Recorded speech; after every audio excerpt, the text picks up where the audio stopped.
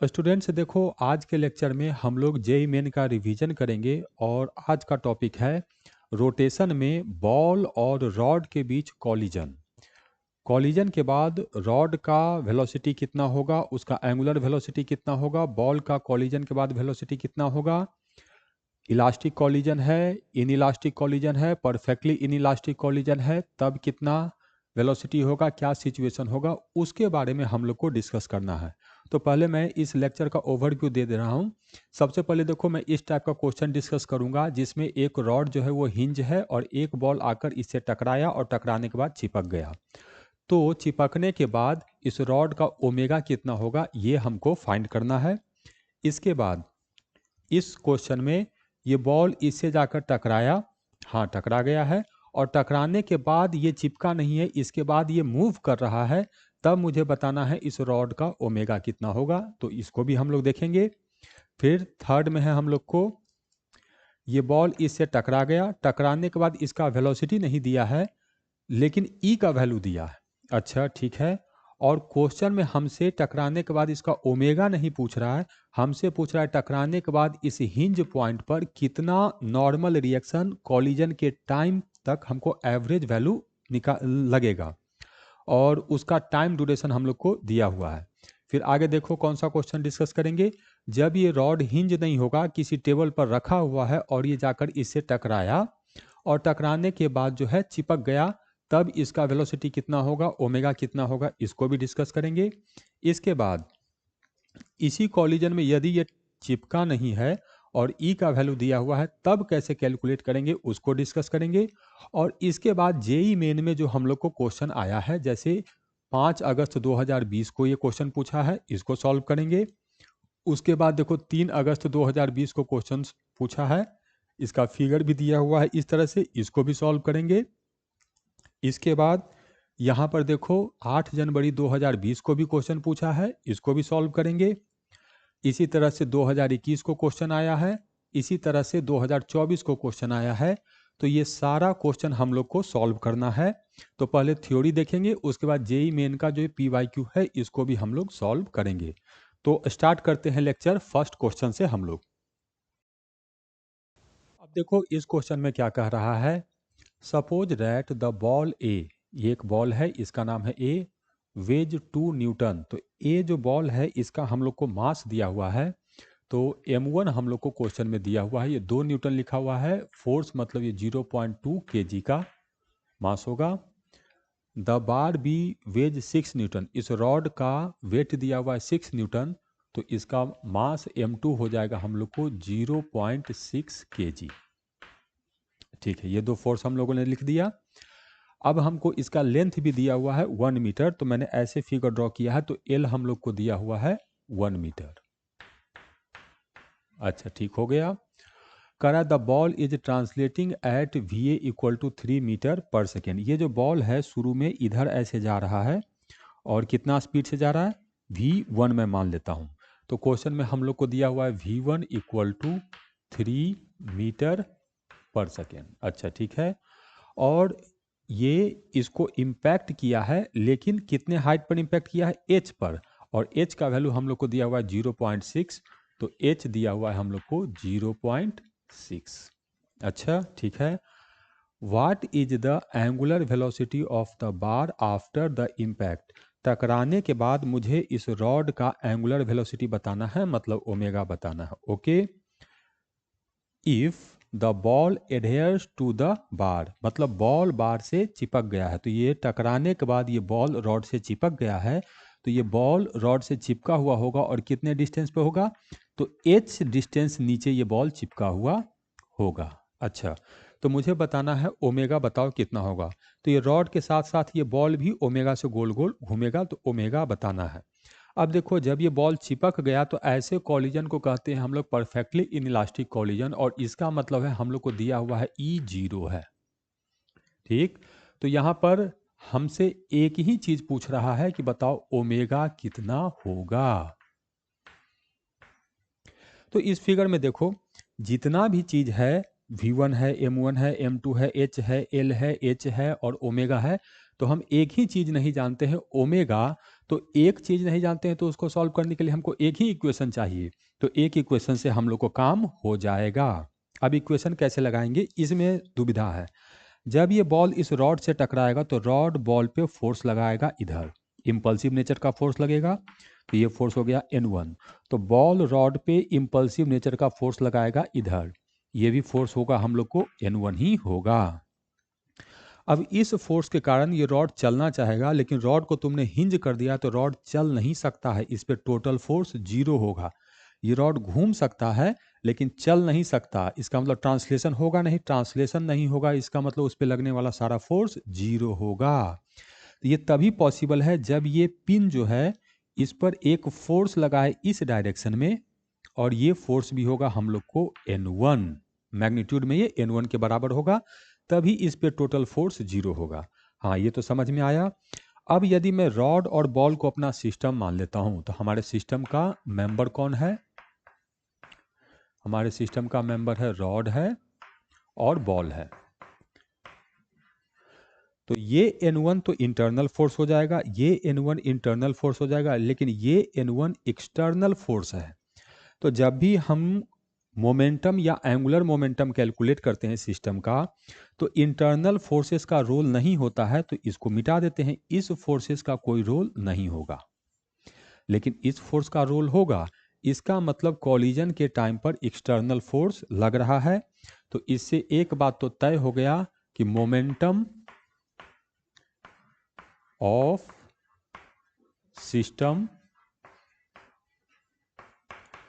Is not conserved, system का momentum conserve नहीं रहेगा, ये बात तय हो गया।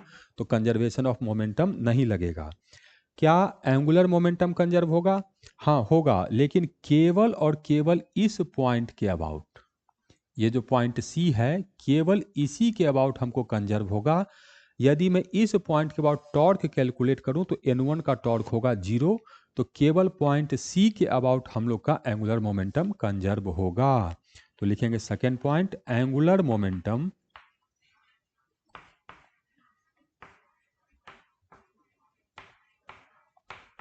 Of system, angular momentum of system about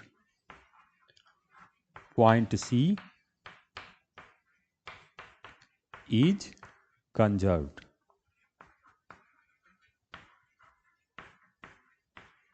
okay, तो एक इक्वेशन तो हमको यहां से बन जाएगा और एक ही अननोन है हम लोग को, तो इसका मतलब इसी से हम लोग को फाइनल आंसर आ जाना है। अब एंगुलर मोमेंटम कैसे लिखेंगे ध्यान से देखना, ये चल रहा है कि घूम रहा है? चल रहा है, तो चलने वाले का एंगुलर मोमेंटम होता है mvd। ये तो रुका हुआ है, ना चल रहा है ना घूम रहा है, तो इसका एंगुलर मोमेंटम 0। जब ये सिचुएशन आया तो बॉल घूम रहा है, तो इसका एंगुलर मोमेंटम आई ओमेगा, और ये रॉड भी घूम रहा है तो इसका भी एंगुलर मोमेंटम आई ओमेगा। अच्छा ठीक है, तो यहाँ पर यदि मैं रॉड का मोमेंट ऑफ इनर्शिया लिखूं तो हमें इसके अबाउट लिखना है, ये होता है 1/3 m इंटू इसका लेंथ, तो इसका लेंथ l है तो l², ये हो गया रॉड का मोमेंट ऑफ इनर्शिया।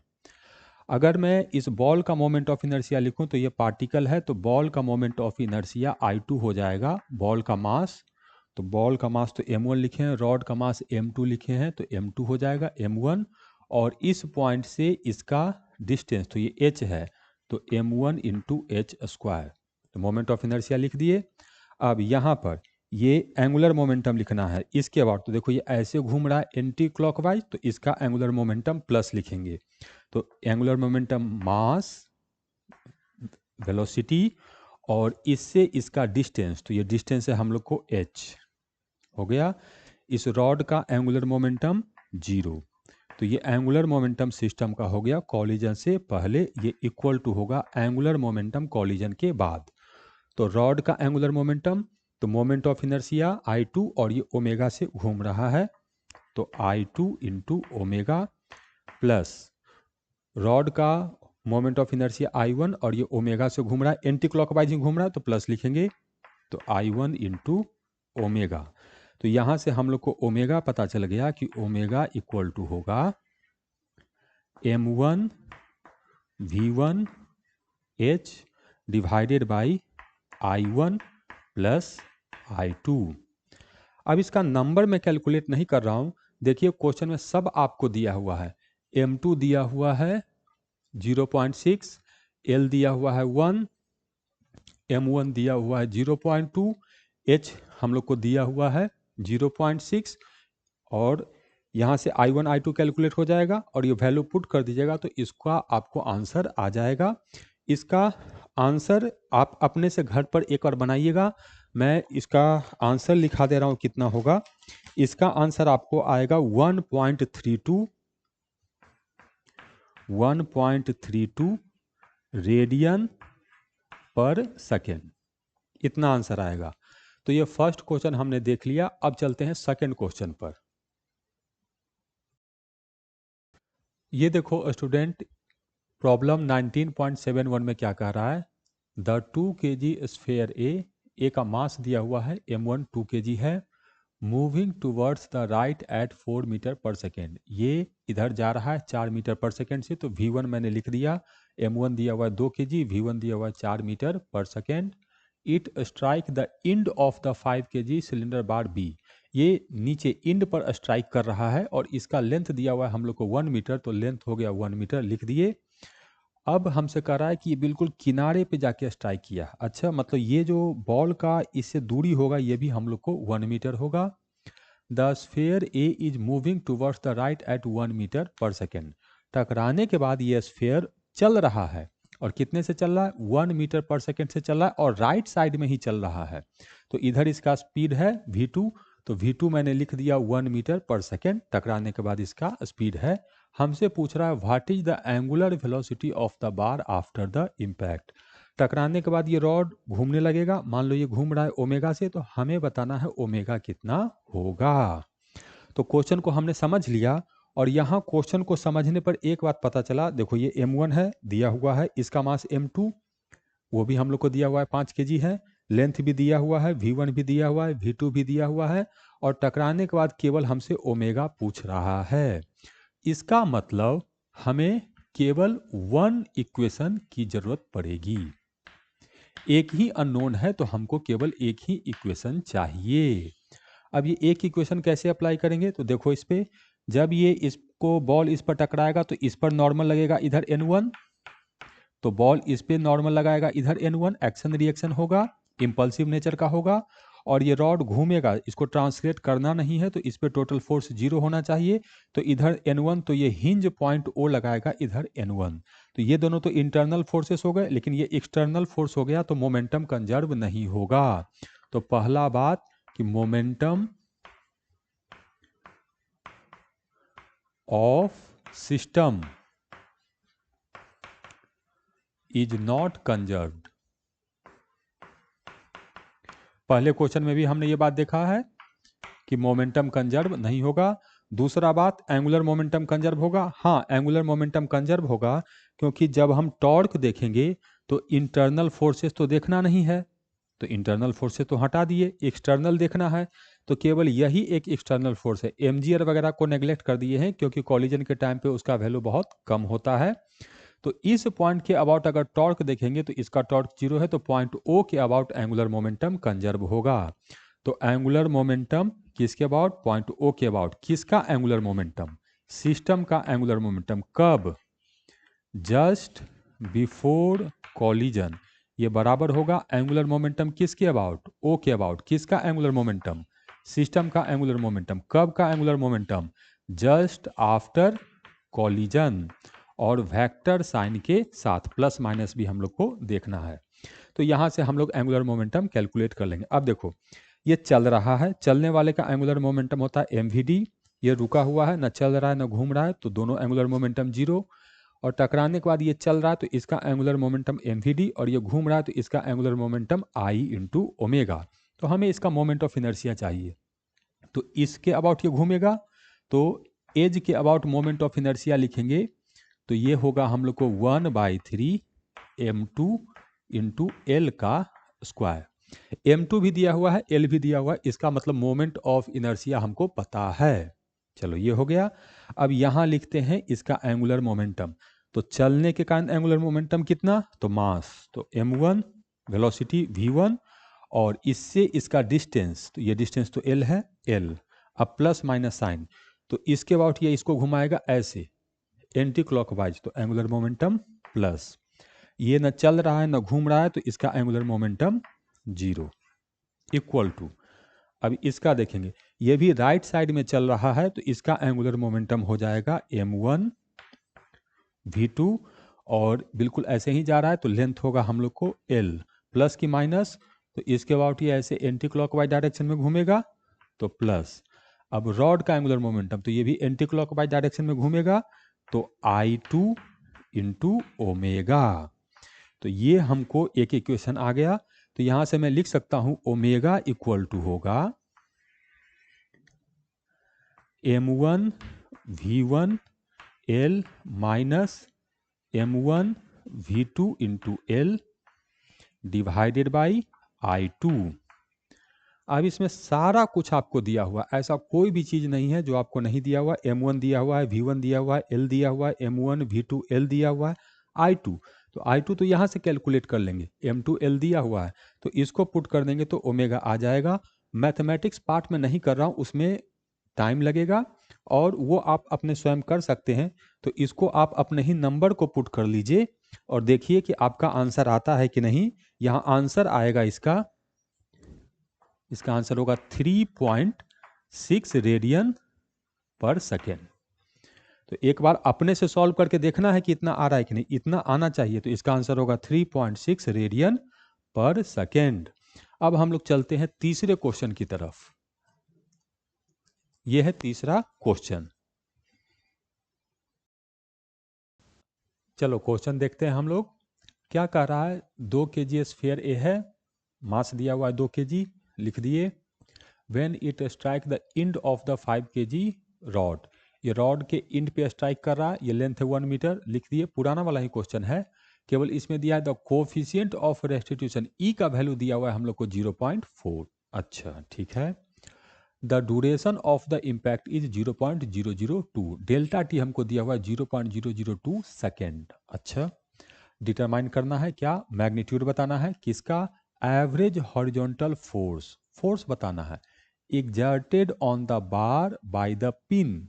हाँ ये तो हमको समझ में आया कि जब ये बॉल इसको टकराएगा तो बॉल पर नॉर्मल लगेगा, इधर इम्पल्सिव नेचर का होगा, और बॉल इस पे नॉर्मल लगाएगा इधर, ये भी इम्पल्सिव नेचर का होगा N1।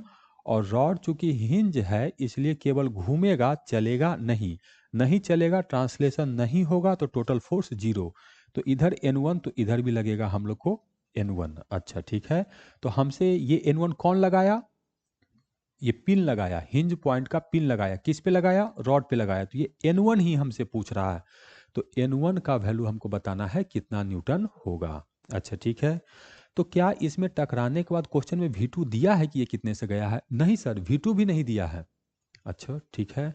टकराने के बाद ये रॉड कितने से गोल गोल घूम रहा है, ये दिया है, नहीं सर ओमेगा भी नहीं दिया है। तो हम V2 नहीं जानते हैं, ओमेगा नहीं जानते हैं, N1 नहीं जानते हैं, तीन चीजें हम नहीं जानते हैं। तो बात तय हो गया, तीन चीजें नहीं जानते हैं तो हम लोग को तीन इक्वेशन बनाना पड़ेगा। हम लोग को तीन इक्वेशन चाहिए, तब जाकर हम लोग का काम होगा। तो पहले तय करते हैं तीन इक्वेशन, फिर उसको मैथमेटिक्स में सॉल्व करेंगे। तो तीन इक्वेशन, तो सबसे पहले मुझे ये फोर्स चाहिए। रॉड पे फोर्स कैलकुलेट करना तो मुश्किल है, लेकिन ये N1 तो इस N1 के बराबर और ये N1 इस N1 के बराबर। तो अगर मैं बॉल पे लगने वाला ये इम्पल्सिव फोर्स कैलकुलेट कर दूं तो काम हो जाएगा। हाँ सर। तो इम्पल्सिव फोर्स जो N1 होगा ये आएगा हम लोग को डेल्टा P बॉल का डिवाइडेड बाई डेल्टा टी, ये डेफिनेशन होता है। हाँ डेल्टा टी तो क्वेश्चन में दिया है, ठीक है। और डेल्टा पी भी लिखेंगे। तो इस बॉल का फाइनल मोमेंटम है m2 v2 और इनिशियल मोमेंटम है m1 v1। हाँ ठीक है। और नॉर्मल का डायरेक्शन इधर है, ठीक है। हमसे मैग्नीट्यूड पूछा है तो फिर चिंता नहीं करना है, लिखेंगे तो हो जाएगा m2 v2 minus m1 v1 और डिवाइडेड बाई डेल्टा टी। हाँ, ये हो जाएगा। अच्छा, तो N1 मैं बता दूंगा अगर मुझे V2 पता हो, क्योंकि V1 तो क्वेश्चन में दिया हुआ है। M2 कहाँ से आ गया? ये M2 नहीं, M1। हाँ, M1 V1, ये M2 नहीं, ये तो M1 ही होगा। अच्छा, M1 V2 और डिवाइडेड बाय डेल्टा टी। तो चलो, एक इक्वेशन का तो जुगाड़ हो गया।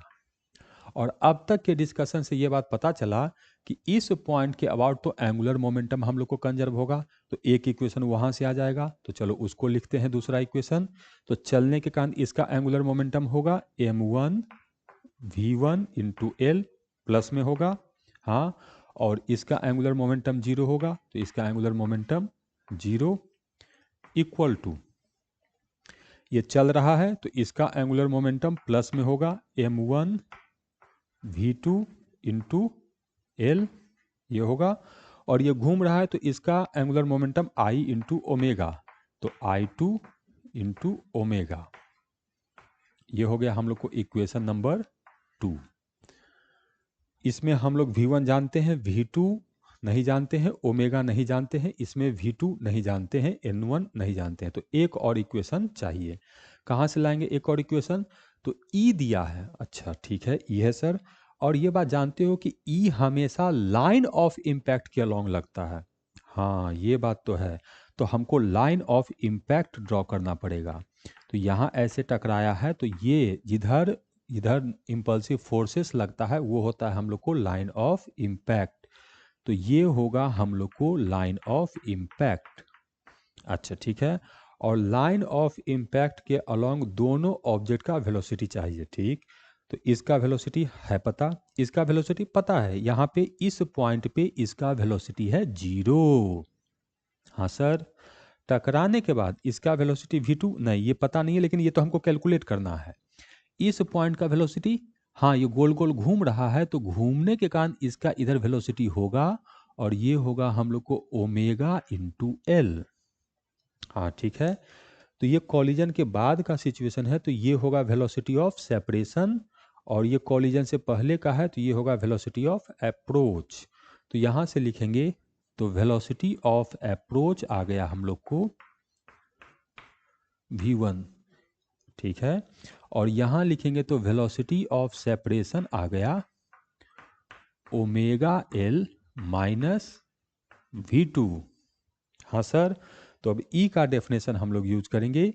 तो E इक्वल टू होता है velocity of separation divided by velocity of approach. तो omega L minus v2 divided by v1। तो ये आ गया हम लोग को थर्ड इक्वेशन। तो 3 अननोन है, 3 इक्वेशन चाहिए, तो हमने ये 3 इक्वेशन बना दिया। अब देखो, इसमें सारा डाटा तुमको दिया हुआ है, इसको पुट करके ये सॉल्व करना, ये मैथमेटिक्स का काम है, इसमें फिजिक्स का कोई रोल है नहीं। मैं यहाँ पे पूरा बोर्ड भर के इसको सॉल्व करके दिखा भी दूं, इससे कोई मतलब नहीं बनता है। ये तो आपको ऐसे भी नंबर पुट करके सॉल्व करना है, वो नंबर पुट कीजिएगा तो आपको सॉल्व हो जाएगा। हाँ, हो सकता है थोड़ा डिफिकल्ट हो, नंबर बढ़िया नहीं आ रहा हो, तो आपको सॉल्व करने में दिक्कत होगा, लेकिन ये काम आपको ही करना है। और ऐसा नहीं कि कल करेंगे परसों करेंगे, नहीं। आप वीडियो पॉज करके चेक कीजिए कि आपको सच में उतना आंसर आता है या नहीं आता है। जरूरत पड़े तो थोड़ा कैलकुलेटर का भी हेल्प ले लीजिए, लेकिन चेक कीजिए। और इसमें आपको आंसर आएगा N1 equal to 1.27 kilo newton. 1.27 kilo newton के आसपास आपको आना चाहिए। और एग्जैक्ट नंबर में देखिएगा तो नंबर में आपको आएगा लगभग 1270 न्यूटन, ऐसे। तो इस टाइप के क्वेश्चन को हम लोग ऐसे बनाएंगे। अब हाँ, मैं समझ रहा हूँ कि ये 3 इक्वेशन सॉल्व करना आपके लिए समस्या का विषय है, लेकिन अगर क्वेश्चन बनाना चाहते हैं तो इसको यही 3 को सॉल्व करने से ही आंसर आएगा। क्लियर? अब चलते हैं अगले क्वेश्चन की तरफ। ये क्वेश्चन है, इसमें देखो रॉड जो है हिंज नहीं है, बस ऐसे ही रखा हुआ है। तो पहले इस क्वेश्चन को पढ़िए, उसके बाद हम लोग इसको सॉल्व करेंगे। चलो बच्चों, इसको देखते हैं हम लोग। क्या दिया हुआ है क्वेश्चन में? देखो, एक स्फेयर है जिसका मास है हम लोग को 2 kg, तो m1 हम लोग को दिया हुआ है 2 kg, ठीक। ये राइट डायरेक्शन में मूव कर रहा है 10 मीटर पर सेकेंड से, तो v1 भी हम लोग को दिया हुआ है 10 मीटर पर सेकेंड। और 4 केजी का एक रॉड है, तो m2 हो गया 4 केजी। इसका लेंथ दिया हुआ है 1 मीटर, तो l हो गया 1 मीटर। और ये जो बॉल यहाँ टकरा रहा है, तो नीचे से हाइट है 0.25, मैंने ये लेंथ मान लिया a, तो a दिया हुआ है हम लोग को 0.25। अच्छा ठीक है, तो अनकंस्ट्रेंट है, मतलब कि ये बस ऐसे ही रखा हुआ है, कहीं से हिंज नहीं है। Okay, what is the angular velocity of the rod after the impact if the sphere adheres to the bar? चिपक गया है, चिपक गया है मतलब ई दिया हुआ है हम लोग को 0। हाँ सर, इतना तो समझ में आ गया। तो क्वेश्चन को कैसे बनाएंगे? अब देखो, जब ये इस पर टकराएगा, तो टकराने के बाद इसको रुकने वाला कुछ नहीं है, तो इस पर एक नॉर्मल एक्ट करेगा इस डायरेक्शन में। कॉलिजन के टाइम पर इधर नॉर्मल लगेगा n1, और बॉल पर इधर नॉर्मल लगेगा n2, इंपल्सिव नेचर का होगा। तो ये फोर्स जो है इसको एक्सेलेरेट कराएगा, तो इसका वेलोसिटी भी होगा। तो इसका सेंटर का वेलोसिटी इधर होगा, मान लेते हैं ये होगा हम लोग को vc। ठीक, अब ये फोर्स जो है वो सेंटर से पास नहीं कर रहा है, उसके नीचे है, तो ये इसको गोल गोल भी घुमाएगा, तो इसके कारण इसमें ओमेगा भी आ जाएगा, तो ओमेगा भी आ गया। और ये बॉल तो यहाँ चिपक गया है। ठीक, तो बॉल जो है वो तो रॉड के साथ चलेगा भी और गोल गोल घूमेगा भी। अच्छा ठीक है, समझ में आ गया। अब मुझे इसमें कैलकुलेट करना है कि ओमेगा कितना होगा। हाँ सर, ये कैलकुलेट करना है। तो देखो, इसमें दो चीज हम नहीं जानते हैं, कि पहला कि ओमेगा कितना है और दूसरा कि vc कितना है। तो जब हम दो चीजें नहीं जानते हैं, तो उसको सॉल्व करने के लिए दो इक्वेशन चाहिए। तो हमको समझ में आ गया कि दो इक्वेशन का यदि कहीं से व्यवस्था कर दिए तो अपना काम तो बन गया। अब कैसे इक्वेशन का व्यवस्था करेंगे देखते हैं। अगर मैं इसको सिस्टम मान लेता हूं, तो ये भी इंटरनल फोर्स, ये भी इंटरनल फोर्स। हाँ सर, ये दोनों तो इंटरनल फोर्स हो गया। तो एक्सटर्नल फोर्स तो है नहीं, इसका मतलब मोमेंटम कंजर्व होगा। तो linear momentum of the system. अच्छा, कौन है हमारे सिस्टम का member? Ball plus rod is conserved. अच्छा, तो इसका मतलब मुझे कैलकुलेट करना पड़ेगा कि लीनियर मोमेंटम कॉलिजन से पहले कितना था और लीनियर मोमेंटम कॉलिजन के बाद कितना होगा। ठीक है, हाँ। तो ये बात आपको पता होना चाहिए कि गोल गोल घूमने के कारण लीनियर मोमेंटम नहीं आता है, लीनियर मोमेंटम केवल और केवल चलने के कारण आता है। तो अब देखते हैं, ये कॉलिजन से पहले है, तो इसका मोमेंटम कितना है? तो सर m1v1 है। हाँ, m1v1 इसका लीनियर मोमेंटम है। ये तो रुका हुआ है सर, तो इसका लीनियर मोमेंटम तो 0 होगा। हाँ सर, ये 0 होगा। इक्वल टू, चलने के बाद ये गेंद कितने से चल रहा है? अब यही स्टूडेंट गलती कर देते हैं कि हमें घूमने के कारण नहीं लेना है, हमें चलने के कारण ये मोमेंटम लेना है। तो इसका स्पीड कितना लेंगे? vc लेंगे कि vc प्लस ओमेगा इंटू ये डिस्टेंस। मैं ये डिस्टेंस को लिख दे रहा हूं b लिख दिया। तो b तो हम लोग कैलकुलेट कर लेंगे, ये हो जाएगा l माइनस ए। तो यहाँ पर एक और चीज लिख देते हैं। अच्छा, इसको भी रहने देता हूँ, b जो है हम लोग को यहाँ पे लिख देते हैं, b इक्वल टू है l माइनस ए।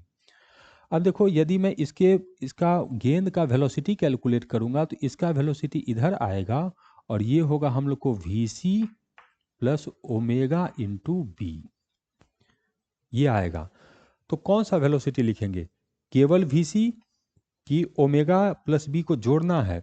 तो देखो, ये जो गेंद है टकराने के बाद इतने ही स्पीड से चल रहा है, इतने ही वेलोसिटी से चल रहा है, तो ये लिखना है, केवल vc नहीं लिखना। vc से तो रॉड चल रहा है, गेंद जो है।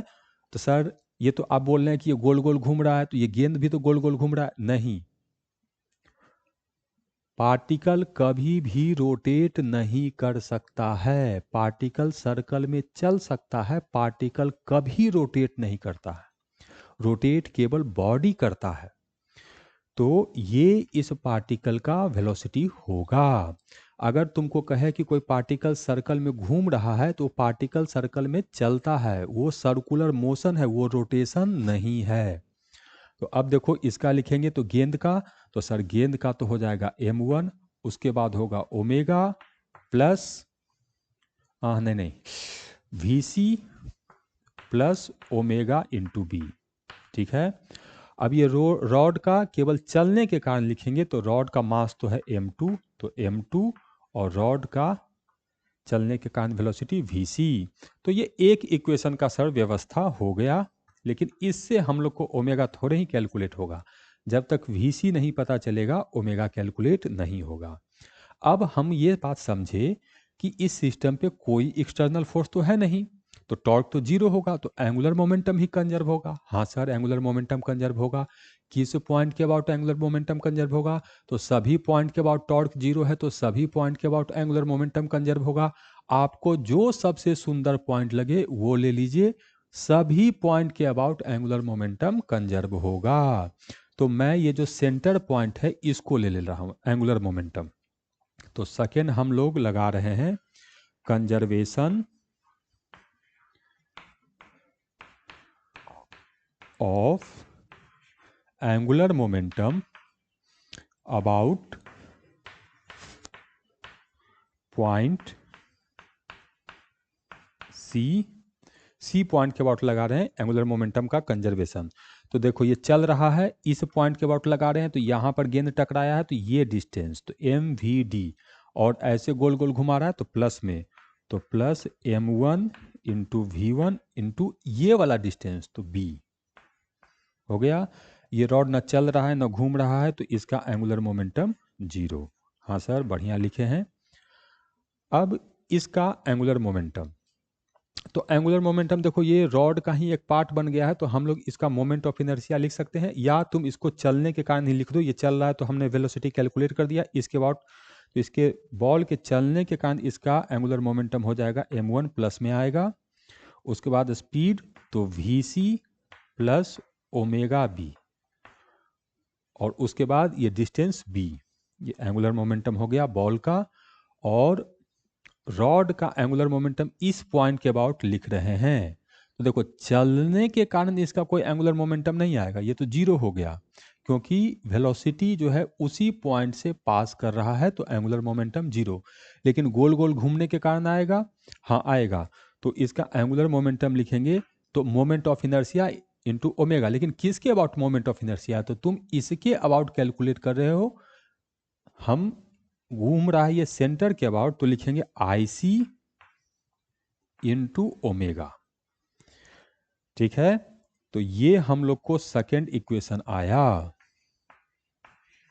अब ये दोनों इक्वेशन में देखो, पहला इक्वेशन को लिखे तो वो आया m1 v1 equal to m1 plus m2 into vc, m1 plus m2 into vc plus m1 omega into B. हाँ सर, ठीक है, बढ़िया लिखे हैं। दूसरे इक्वेशन को लिखेंगे तो यहाँ से आएगा m1 v1 into B should be equal to, यहाँ से आया m1 vc into B plus m1 omega B square, omega में कॉमन ले रहा हूँ, तो m1 B square plus IC into omega square, ऐसे करके। हाँ, अब IC कितना होगा? तो देखो इसी पॉइंट के अबाउट हमको मोमेंट ऑफ इनर्शिया लिखना है, तो इसका मोमेंट ऑफ इनर्शिया हो जाएगा रॉड का हम लोग को I इक्वल टू 1/12, मास है इसका m2 और इसके लेंथ का स्क्वायर। तो m2 भी दिया हुआ है, L भी दिया हुआ है, तो I हमको पता चल गया। ठीक है, तो अब देखो ये सारा इक्वेशन में केवल दो ही चीज हम नहीं जानते हैं, एक है vc और दूसरा है ओमेगा। अब इन दोनों को इसमें डाटा पुट करो, यहाँ से हम लोग को ओमेगा कैलकुलेट हो जाएगा। अब ये मैथमेटिक्स वाला पार्ट में नहीं कर रहा हूँ, क्योंकि ये तो दिन काटने वाला काम हो जाएगा। ये इक्वेशन और मैं कंसेप्ट और फिजिक्स पे आज बात कर रहा हूँ। हाँ, बहुत सारा क्वेश्चन जो होगा मैं आपको अलग से करवाऊंगा, जिसमें एक एक डिटेल कैलकुलेट करके फाइनल आंसर आपको दिखाऊंगा। लेकिन अभी हम लोग रिवीजन पे हैं, तो केवल मैं इक्वेशन और फिजिक्स पे बात कर रहा हूँ। मैं कर रहा हूँ, आप नहीं कीजिएगा, आप इसको सॉल्व कीजिएगा, और एटलीस्ट इसको नहीं तो जेईई मेन PYQ का क्वेश्चन सॉल्व कीजिएगा। इसमें जब आप कैलकुलेट कीजिएगा तो ओमेगा आएगा आपको 8 रेडियन पर सेकेंड। इसका आंसर आएगा 8 रेडियन पर सेकेंड। अब इसी से मिलता जुलता क्वेश्चन है ये, इसको देखिए फिर इस पे बातचीत होगा। देखो बच्चों, इस क्वेश्चन में क्या कह रहा है, बाकी सारा डाटा हम लोग को उसी तरह से है। स्फेयर ए का देखो मास m1 2 kg है, रॉड का मास हम लोग को 4 kg है, रॉड का लेंथ 1 मीटर है और ये 0.25 मीटर ऊपर ये टकराया है, 10 मीटर पर सेकंड से जा रहा था। लेकिन यहाँ पर दिया हुआ है coefficient of restitution E equal to 0.6, E दिया हुआ है। इसका मतलब टकराने के बाद ये गेंद रॉड से चिपका नहीं है। तो हमसे पूछ रहा है बताओ टकराने के बाद स्फेयर का वेलोसिटी कितना होगा, तो मतलब v2 पूछ रहा है और हमसे पूछ रहा है एंगुलर वेलोसिटी बताना है, ओमेगा पूछ रहा है कितना होगा। अब देखो क्वेश्चन क्वेश्चन तो ये मज़ेदार बन गया। क्यों बन गया? क्योंकि हमको v2 नहीं पता है। तो एक तो हमको v2 नहीं पता है, ठीक है, दूसरा हम लोग को ओमेगा नहीं पता है, ओके, और तीसरा हम लोग को वीसी भी नहीं पता है। तो टोटल 3 चीज़ें नहीं जानते हैं। तो इसका मतलब इसको सॉल्व करने के लिए हम लोग को 3 इक्वेशन का ज़रूरत पड़ेगा। अब आपने गेस कर लिया होगा कि कौन कौन सा इक्वेशन हम लगाएंगे। तो कॉलिजन के टाइम पे N1 ये तो इंटरनल फोर्सेस हैं, तो लीनियर मोमेंटम तो कंजर्व होना है। तो पहला मैं इक्वेशन लगा रहा हूँ, कंजर्वेशन ऑफ मोमेंटम, चलने वाला कंजर्वेशन। तो चलने वाला कंजर्वेशन इसका लिखेंगे तो इक्वेशन होगा m1 v1, और ये तो चल नहीं रहा है तो ये जीरो हो जाएगा, इसका सब इक्वल टू ये चल रहा है तो इसका linear momentum m1 v2, okay, और ये रॉड के चलने का, तो रॉड का मास है m2, तो m2 इंटू वी सी, तो m2 इंटू वी सी। तो एक इक्वेशन का व्यवस्था हो गया। इसके बाद लीनियर मोमेंटम भी कंजर्व, लीनियर मोमेंटम कंजर्व हुआ, एक्सटर्नल फोर्स है नहीं तो टॉर्क जीरो होगा किसके अबाउट, किसी भी पॉइंट के अबाउट।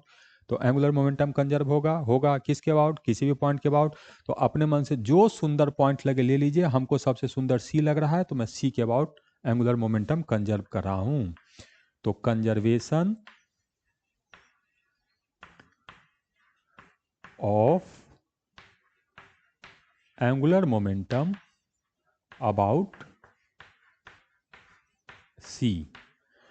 तो सी के अबाउट तो ये डिस्टेंस b है और ये चल रहा है, तो चलने के कारण इसका एंगुलर मोमेंटम आया m1 v1 into B. Plus होगा, हाँ सर प्लस होगा, ऐसे गोल गोल घुमा रहा है, ठीक है। बाकी इसका तो कोई एंगुलर मोमेंटम है नहीं तो सब जीरो, इक्वल टू इसका चलने के कारण एंगुलर मोमेंटम तो m1 होगा, हाँ स्पीड है v2 और प्लस ही होगा और डिस्टेंस हो जाएगा हम लोग को b, हाँ ये हो गया। अब इस रॉड का तो हम इस पॉइंट के अबाउट ले रहे हैं और VC इसी पॉइंट से पास कर रहा है, तो VC के कारण कोई एंगुलर मोमेंटम नहीं होगा, लेकिन ओमेगा के कारण तो एंगुलर मोमेंटम होगा। तो ओमेगा के कारण एंगुलर मोमेंटम होगा मोमेंट ऑफ इनर्शिया C के अबाउट और साथ में ओमेगा। तो ये हो गया हम लोग को सेकेंड इक्वेशन। और IC हम लोग जानते हैं, इसके अबाउट हमको मोमेंट ऑफ इनर्शिया लिखना है, तो IC इक्वल टू हो जाएगा 1/12, इसका मास है m2 और इसका लेंथ है l, तो l का स्क्वायर, ठीक है। तो दो ही ना इक्वेशन हुआ सर, तीसरा तीसरा E के डेफिनेशन से आएगा।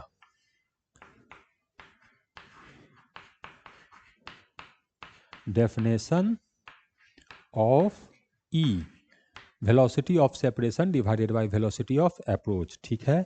लेकिन E तो हमेशा लाइन ऑफ इम्पैक्ट के अलोंग डिफाइन होता है, तो लाइन ऑफ इम्पैक्ट तो ये है, ठीक है, और ये रुका हुआ है तो ये इसको अप्रोच कर रहा है, तो वेलोसिटी ऑफ अप्रोच मैं यहाँ हाँ लिख सकता हूँ। तो वेलोसिटी ऑफ अप्रोच हो गया हम लोग को v1, दिख रहा है आप लोगों को, हाँ दिख रहा है, ओके। अब यहाँ पर लाइन ऑफ इम्पैक्ट तो हम लोग को ये है और हम लोग ये सब लिखे हुए हैं, ये सब से मतलब नहीं है। लाइन ऑफ इम्पैक्ट मतलब इस पॉइंट का वेलोसिटी उससे ना इम्पैक्ट किया है, तो उस पॉइंट क्या हमको वेलोसिटी बताना है इधर। तो चलने के कारण इसका इधर वेलोसिटी तो हो जाएगा vc, हाँ सर, और गोल गोल घूमने के कारण इसका वेलोसिटी होगा इधर और वो होगा ओमेगा इंटू बी। अच्छा, तो यहाँ पर वेलोसिटी ऑफ सेपरेशन ये आ गया हम लोग को V C plus omega B minus V two, velocity of separation. तो तीसरा इक्वेशन का भी व्यवस्था हो गया, E equal to velocity of separation कितना आया, तो वी सी है प्लस ओमेगा इंटू बी है माइनस वी टू। तो ये हो गया वेलोसिटी ऑफ सेपरेशन और ये हो गया वेलोसिटी ऑफ अप्रोच। तो ये तीसरा इक्वेशन का भी व्यवस्था हो गया। अब मैं तो इसको सॉल्व करने वाला हूँ नहीं, लेकिन आपको करना है, आपको ये डाटा इसमें पुट करना है और इसके बाद सॉल्व कीजिए। सारा चीज़ हम लोग को दिया हुआ है, तीन चीज़ें केवल नहीं दी हुई है, वी टू, ओमेगा और वी सी। इसको पुट कीजिए, जो आएगा वही आंसर होगा, लेकिन आपकी सुविधा के लिए मैं आपको आंसर बता दे रहा हूँ। ये सारा क्वेश्चन मैंने बेडफोर्ड मैकेनिक्स की बुक से लिया है। बुक अच्छा है, आपको पढ़ने की ज़रूरत नहीं है, ये बुक्स इंजीनियरिंग में पढ़ाया जाता है, लेकिन जो इसके इम्पोर्टेंट क्वेश्चंस हैं वो मैं केवल देख रहा हूँ। तो V2 जो है ये है 1.47 मीटर पर सेकेंड आएगा और ओमेगा आएगा आपको 12.8 रेडियन पर सेकेंड। ये इसका आंसर है। तो बहुत वैरायटी का मैंने क्वेश्चन देख लिया। अब जेई मेन में कैसा क्वेश्चन पूछता है उसको भी एक बार चेक कर लेते हैं। तो ये देखो, ये जेई मेन 5 अगस्त 2020 का क्वेश्चन है। ये तो एग्जाम में आपको 5 मिनट के अंदर सॉल्व करना पड़ेगा। तो वीडियो पॉज कीजिए और सॉल्व करके दिखाइए 5 मिनट के अंदर। अब देखो बच्चों, ये जो है 5 अगस्त 2020 को क्वेश्चन पूछा गया है। क्या है क्वेश्चन, देखते हैं। एक ऐसे रॉड दिया हुआ है, इसका मास है 0.9 kg, ठीक है। इसका लेंथ दिया हुआ है हम लोग को 1 मीटर, ठीक है। सस्पेंडेड ऐसे करके हिंज करके सस्पेंडेड किया गया है और इसका अभी फ्री है ऑसिलेट करने के लिए वर्टिकल प्लेन में। एक पार्टिकल है जिसका मास है 0.1 kg, ये मूव करते हुए गया कितने से 80 मीटर पर सेकेंड से जाके टकरा गया, ठीक है। टकरा गया कहाँ, रॉड पे टकराया है, तो सबसे बॉटम मोस्ट पॉइंट कहाँ लिखा हुआ, ये बॉटम मोस्ट पॉइंट। और कॉलिजन के बाद जाकर चिपक गया, कहाँ लिखा हुआ, स्टिक टू इट। अच्छा, तो हमको क्या बताना है, ओमेगा बताना है। तो यहाँ पर देखो, टकराने के बाद ये दोनों तो चिपक गया, तो ओमेगा से ही घूमेगा, तो एक ही इक्वेशन की जरूरत है। तो एक ही इक्वेशन से फाइंड करना है, तो कैसे फाइंड करेंगे, तो क्या लीनियर मोमेंटम कंजर्व होगा, बिल्कुल नहीं, हिंज किया हुआ है। तो हमें इस पॉइंट के अबाउट, इस पॉइंट ओ के अबाउट केवल एंगुलर मोमेंटम को कंजर्व कर देंगे, काम बन जाएगा। तो इसका एंगुलर मोमेंटम हम लिख सकते हैं, कितना एंगुलर मोमेंटम होगा, मास है v है और ये डिस्टेंस है 1। तो एंगुलर मोमेंटम हो गया मास 0.1, स्पीड है 80 और डिस्टेंस है 1 और ये प्लस में होगा। तो ये कॉलिजन से पहले का एंगुलर मोमेंटम हो गया। कॉलिजन के बाद तो दोनों को मैं एक बॉडी मान सकता हूँ, चिपक गया तो मोमेंट ऑफ इनर्शिया लिखेंगे। तो रॉड का मोमेंट ऑफ इनर्शिया होगा हम लोग को इसके अबाउट कैलकुलेट करना है, तो 1/3 रॉड का मास। तो रॉड का मास 0.9 इंटू लेंथ का स्क्वायर, तो रॉड का लेंथ 1, तो 1 का स्क्वायर, ये तो आ गया 0.3। अच्छा, अब इस गेंद का मोमेंट ऑफ इनर्शिया कैलकुलेट करेंगे I1। तो ये तो पार्टिकल है, तो m r स्क्वायर, तो इसका मास कितना, तो 0.1, तो m इंटू आर स्क्वायर, तो ये लेंथ है 1, तो 1 का स्क्वायर, तो ये आ गया 0.1, ठीक। तो टोटल मोमेंट ऑफ इनर्शिया 0.4 हो गया, तो I इंटू ओमेगा। तो ये दशमलव से एक कैंसिल हो गया, तो ओमेगा इक्वल टू आ गया हम लोग को 8 डिवाइडेड बाई 0.4। तो ओमेगा आ गया हम लोग को 20 रेडियन पर सेकेंड। तो देखो, सीखे हुए रहने पर क्वेश्चन कितनी आसानी से बन जाता है। डायरेक्ट ओमेगा होगा हम लोग को 20 रेडियन पर सेकेंड। हिंज है, मोमेंटम कंजर्वेशन नहीं लगाना है, एंगुलर मोमेंटम कंजर्वेशन लगाना है। कहाँ के अबाउट लगाना है, जहां से हिंज रहेगा उसके अबाउट। एक ही अननोन है तो एक ही इक्वेशन में काम बन जाएगा। तो ऐसे किए और ये सॉल्व हो गया। ऐसे से बना देंगे 4 नंबर तय। अब ये क्वेश्चन देखो, इसका फिगर दिया हुआ है, पहले क्वेश्चन आप पढ़िए फिर आपको दिखाते हैं। देखो बच्चों, इसमें क्या कह रहा है, एक ब्लॉक है जिसका मास है 1 केजी, तो मैंने ऐसे बना दिया है। ये 6 मीटर पर सेकेंड के स्पीड से हॉरिजॉन्टल फ्रिक्शनलेस सरफेस है, उस पर जाकर कोलाइड करता है एक वर्टिकल रॉड है and stick to it as shown. Figure हम लोग को दिखाया हुआ है, ये है फिगर, देखो ऐसे एक ऐसे करके रॉड रखा हुआ है, ये एम मास का वी स्पीड से जाकर इसे टकराया, टकराने के बाद इसे चिपक गया, चिपकने के बाद जो है ये रुकेगा नहीं, यहाँ से हिंज किया हुआ है तो ये गोल गोल घूमेगा, गोल गोल घूमा और ये ऐसे मैक्सिमम जो है वो थीटा जा रहा है, तो हमें बताना है थीटा कितना होगा। अब देखो फिगर, तो यहाँ जो सिचुएशन होगा वो ऐसे होगा कि पहले रॉड ये रुका हुआ है, ये गेंद आकर इसे टकराया और टकराने के बाद चिपक गया, चिपक गया तो ये एक बॉडी बन गया और ये ओमेगा से घूमेगा। अब ये जब ऊपर की तरफ जाएगा तो इसका काइनेटिक एनर्जी पोटेंशियल एनर्जी में कन्वर्ट हो जाएगा और एक थीटा आ जाने के बाद ये रुक जाएगा, तो यहाँ पर इसका ओमेगा हो गया हम लोग को 0। तो हमसे पूछ रहा है बताओ थीटा कितना होगा। अब देखो इसमें डाटा दिया हुआ है, इसका मास दिया हुआ है 2 केजी, लेंथ दिया हुआ है 1 मीटर, जी कह रहा है 10 लेना है। तो सबसे पहले क्या करते हैं, जब ये दोनों कंबाइन हो गया तो इसका मोमेंट ऑफ इनर्शिया मैं कैलकुलेट कर लेता हूँ। तो रॉड का मोमेंट ऑफ इनर्शिया लिखेंगे, तो ये हिंज है तो इसके अबाउट होगा, तो 1/3 m इंटू एल स्क्वायर। तो 1/3 रॉड का मास दिया हुआ है हम लोग को 2 केजी, तो 2 और लेंथ है 1 का स्क्वायर, तो ये आ गया हम लोग को 2/3। ठीक है, अब इस गेंद का मोमेंट ऑफ इनर्शिया लिखते हैं, तो आई ब्लॉक या बॉल बोलिए, तो ये हो जाएगा m एल स्क्वायर, तो इसका मास कितना है, तो 1 है और 1 का स्क्वायर, तो ये तो आ गया हम लोग को 1।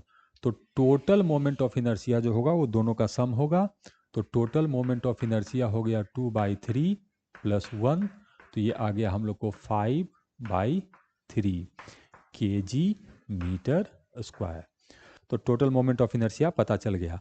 अब यदि मुझे थीटा कैलकुलेट करना है तो पहले ओमेगा कैलकुलेट करना पड़ेगा। तो ये कॉलिजन का क्वेश्चन हुआ, रोटेशन चैप्टर का क्वेश्चन हुआ, और ये हम लोग को वर्क पावर एनर्जी कंजर्वेशन का क्वेश्चन हुआ। तो पहले यहाँ सॉल्व करना है, ओमेगा कैलकुलेट करने के बाद यहाँ सॉल्व करना है, तो 2 स्टेप का क्वेश्चन।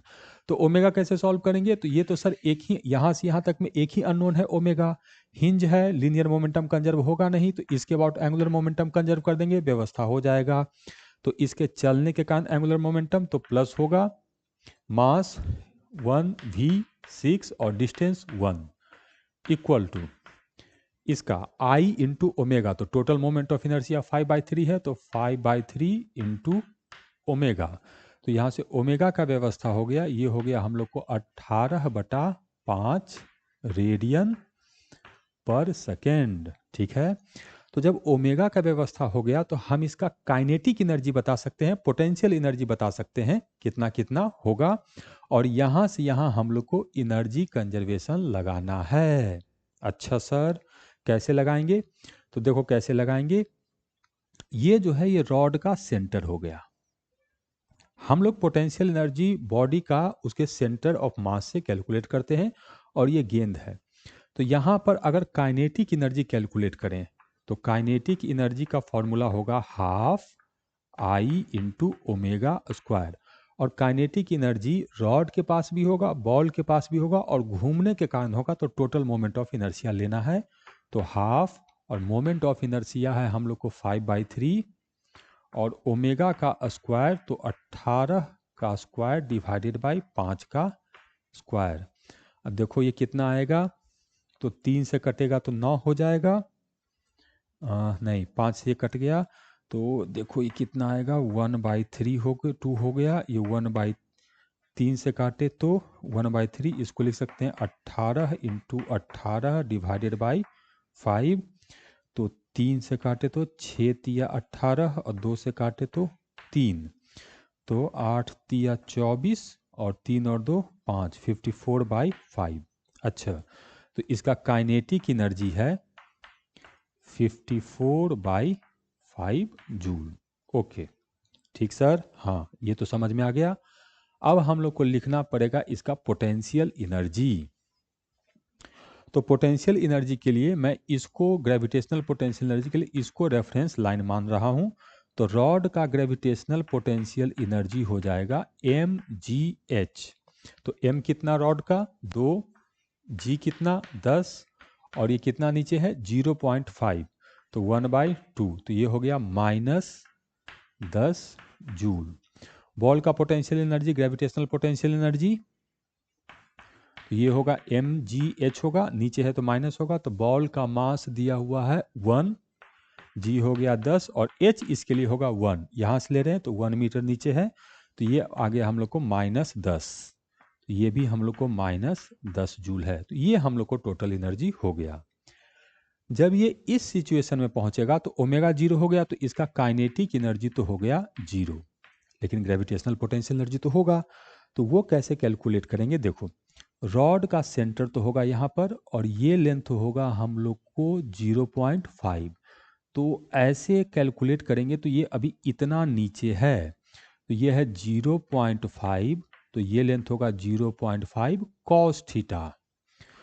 तो अब पोटेंशियल एनर्जी हमको कंजर्व करना है, पोटेंशियल एनर्जी कैलकुलेट करना। तो देखो मैं टोटल एनर्जी इधर लिख दे रहा हूँ, तो टोटल एनर्जी आया 54/5, उसके बाद -20 इतना आया, इक्वल टू, इधर काइनेटिक एनर्जी 0 है, इसका पोटेंशियल एनर्जी लिखेंगे तो m मास कितना 2, माइनस में होगा, हाँ -m g और h होगा 0.5 cos थीटा, तो cos θ/2। अच्छा, अभी तो बॉल का भी लिखना है, तो बॉल का लिखेंगे तो ये डिस्टेंस होगा हम लोग को 1 मीटर, और ऐसे बनाएंगे तो थीटा ही एंगल है, लेकिन ये डिस्टेंस होगा 1 cos थीटा। तो इसका पोटेंशियल एनर्जी आ गया माइनस, मास है इसका 1 m g और h होगा हम लोग को cos थीटा। अरे हाँ चलो, ऐसे करके कुछ किए तो कुछ तो आया, तो इसको 2 से गुना कर दिए तो 5 दूनी 10, 100 में से 54 चला गया तो 46, तो 46/5 माइनस साइन के साथ, तो माइनस कैंसिल हो गया, इक्वल टू ये कैंसिल हो गया, तो ये आ गया हम लोग को 10 cos थीटा, 10 cos थीटा, तो 20 cos थीटा। तो यहाँ से पता चला कि cos थीटा आया हम लोग को 46 डिवाइडेड बाई 5 दूनी 10, 100। अब इसमें तो क्या नंबर आएगा ये हम लोग को चेक करना है, सही किए कि गलत किए। तो 2 से कट किए तो 2 दूनी 4, 23 और ये आ गया 50, तो ये आया हम लोग को 23/50।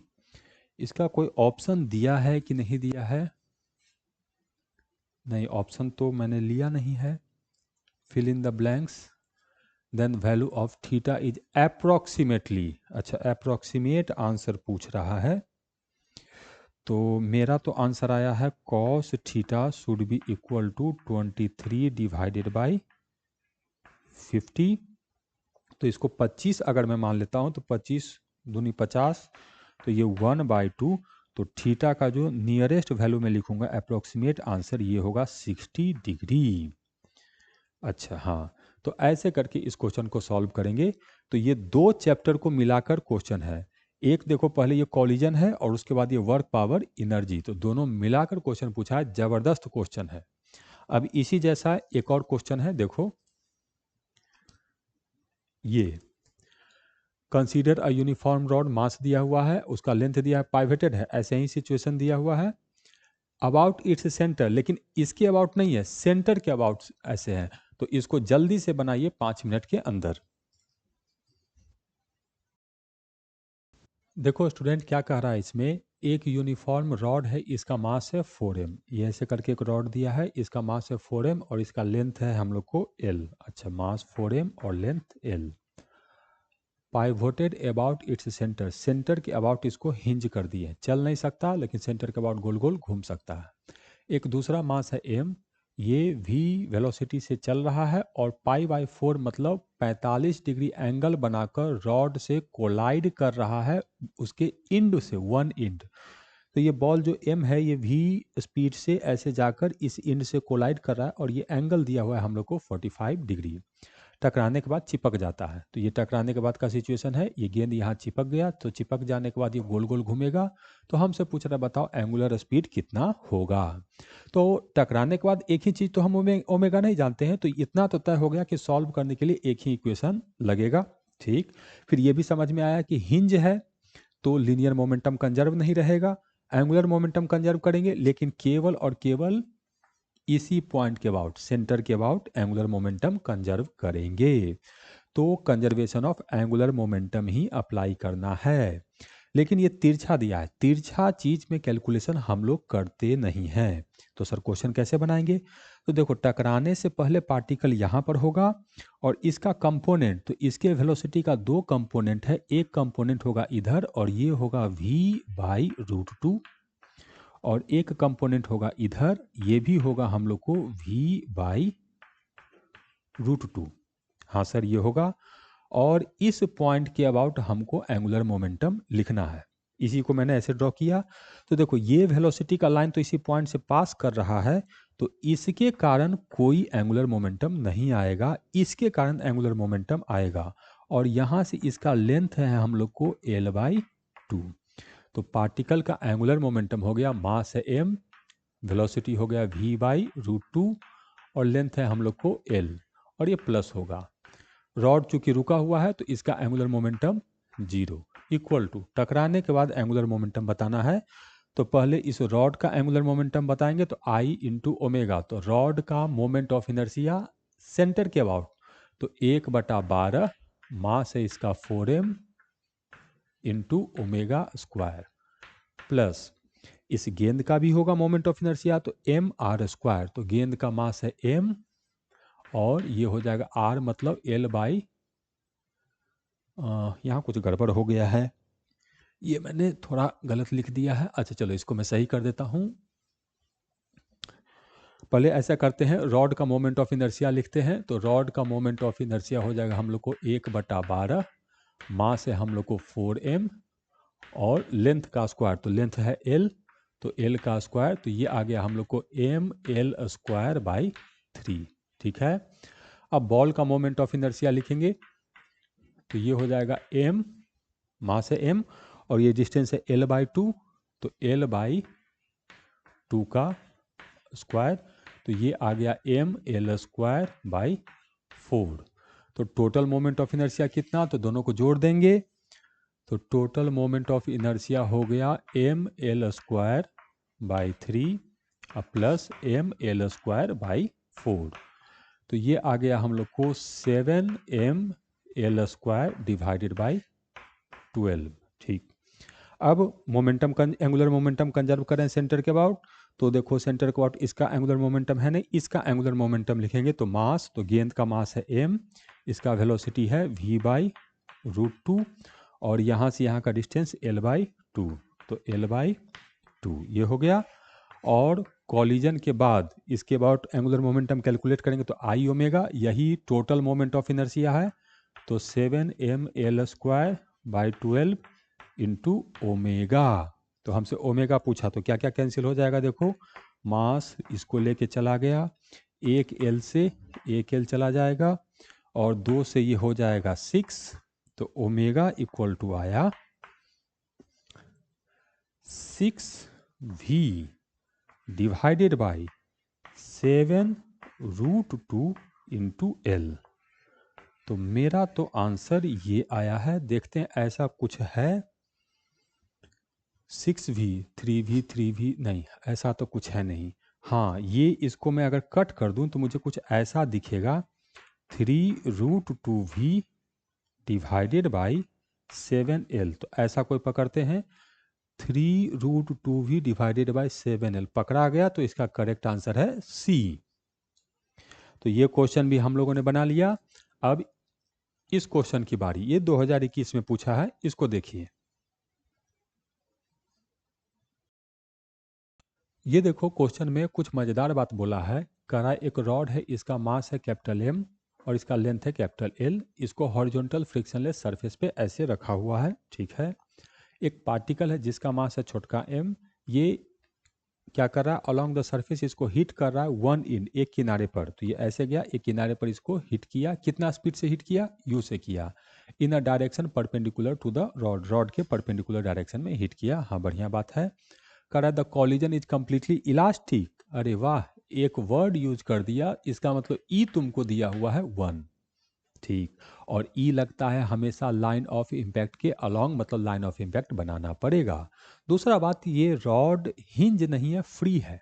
अच्छा, ठीक, तो after collision particle comes to rest, इसका स्पीड दे दिया है जीरो, ठीक, तो हमें बताना है छोटका एम बाई बड़का एम कितना होगा।